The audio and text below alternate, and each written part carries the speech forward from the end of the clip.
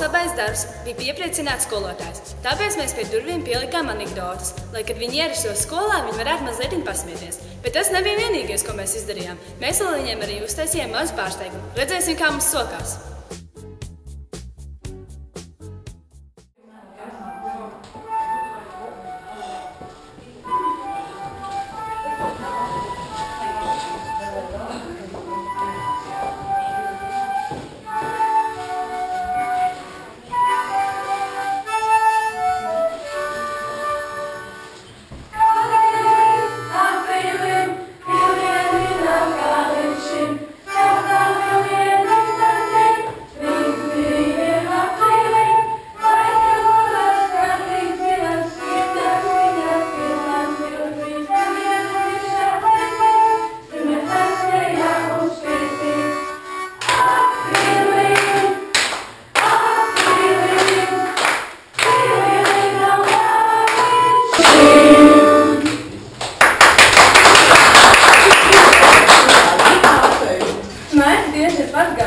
Smaida kā slīdzina, smaida kā balvā, smaida uzmūžina. Ar šo mēs gribam jums pateikt mazu paldies par to, kā jūs tā mums uzsmaidījāt, gan arī labprāt mums tā izturējāties visā šajā 1. aprīļa nedēļā.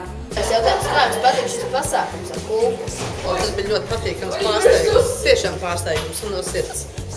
Kā jums patīk mūsu 1. aprīļa pārsteigums? Atklāts, man ļoti patīk. Es vēl tā domāju, ka jūs tās anekdotas rakstot, tā esat ļoti piedomājuši, kam kādu anekdotu. Es mājās arī stāstīju vīram, ka mēs tā teikt apdiltāji laivā un ka tā laiva nav Titaniks. Man patīk tas jūsu joks. Prāt, 7. klase ir vēl pastrādājuši 1. aprīlī.